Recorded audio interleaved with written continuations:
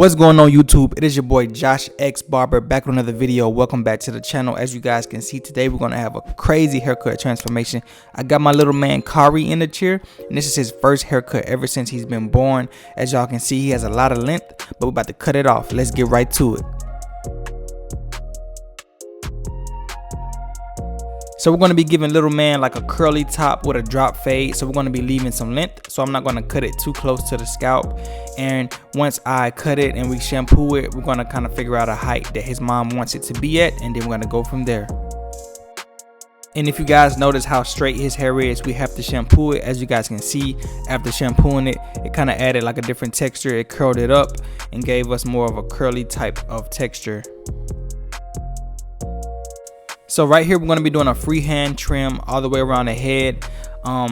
As you guys can see, once we shampooed it and blow dried it, it kind of brought out like a lot of wild hairs, and it gave me a lot of room to shape it to the exact height and the exact shape that I want to. So that's what we're going to be doing right now. And I guess we can say that we have an iPad kid in the chair. As y'all can see, I'm cutting and he has his iPad and he's sitting just fine while he's getting this transformation.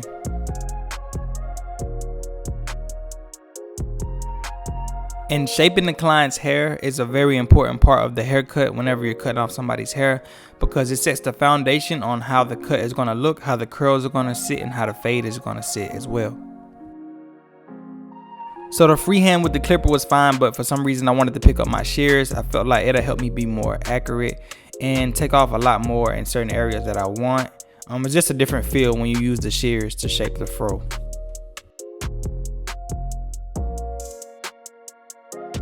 He's giving me that look like he knows what time it is. It's time to put him in the blender and get him faded. But first we're gonna pick out some of the hair on the sides, and then we're gonna come in with my number 2 guard and knock down all that bulk so we can see exactly where we want to fade it at. So the reason why I'm using a number 2 guard is because it's a good guard to use in terms of setting up the foundation of the fade for when we have to blend it into the fro on top. If I would have used like a smaller guard, like a number 1, it would have made that blending area in between the fade and the fro on top much tighter, and that would result in us pushing up the fade way too high.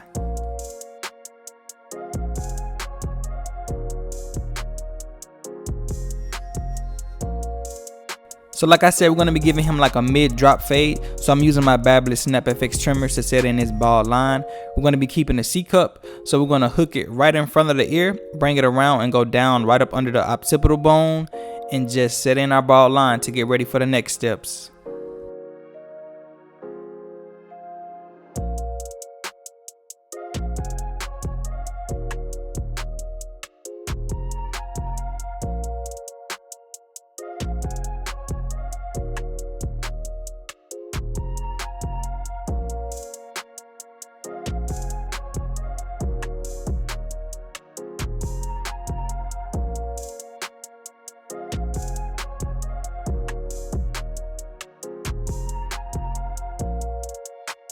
So after we have the bald line set in place, we're going to come in with my Babyliss Black FX1 clipper with the lever all the way open with no guard on, and we're going to go up about a ½ inch, and we're going to go all the way around the head, setting in this guideline, making sure that we keep the width consistent all the way around.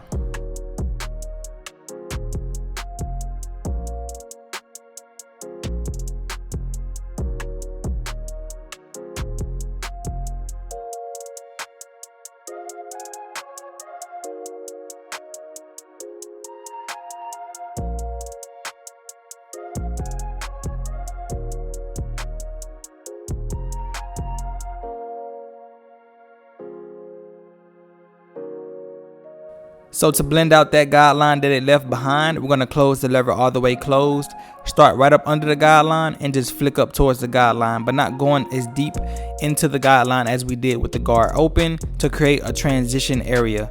And then once we have it softened, we're going to open the lever 1 notch from closed and blend up just a little bit more, and it'll blend it right out.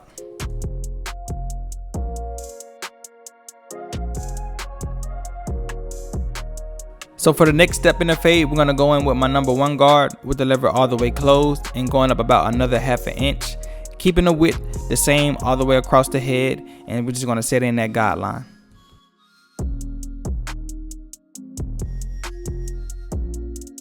Coming right behind our one guard, we're going to be using our half guard with the lever all the way closed, starting right up under the guideline and flicking up to the guideline. This should blend it out pretty smoothly.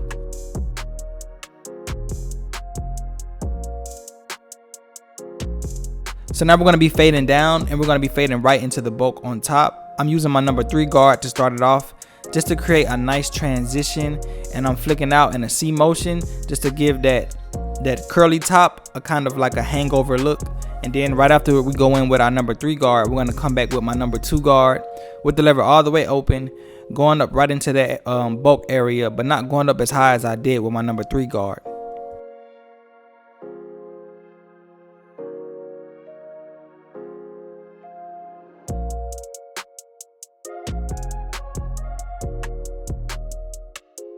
So right after going in with my number 2 guard with the lever open, I go in with my 1.5 guard with the lever open, and I go right behind that number 2 guard open area and just flicking up right into the guideline until we see this guideline start to blend away. And whenever we're dropping down in guards, we never want to go up as high as we did with the previous guard. Now after I went in with my 1.5 with the lever all the way open, I closed it all the way, softened it up even more, and now you guys can see I'm right back with my number 1 guard, just doing a lot of detail work. Started with the lever open and closing it gradually as I need to blend out any dark areas.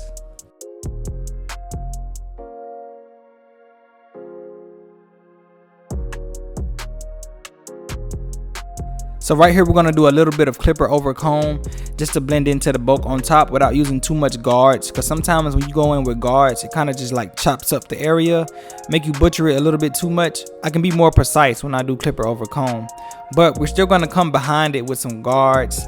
I kind of built myself like a foundation to build off of, so I kind of just worked different guards until I got the fade how I wanted to.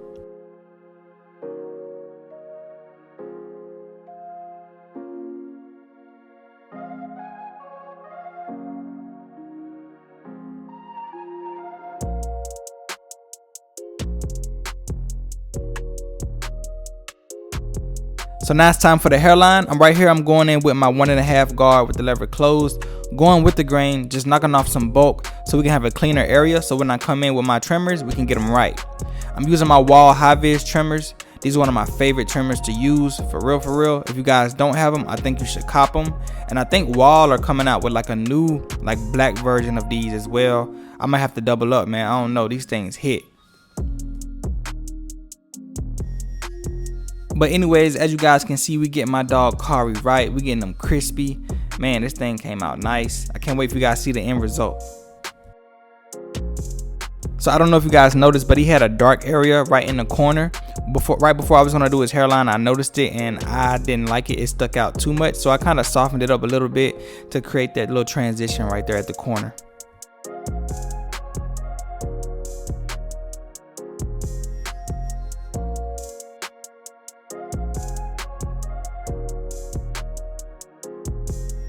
Now it's time to add the curls for the girls. Right here I'm applying a light mist of water, and then I'm going to go in with some curling cream, and I'm just going to rub it in real good, and then we're going to come behind that with our curl sponge and twist it up real nice.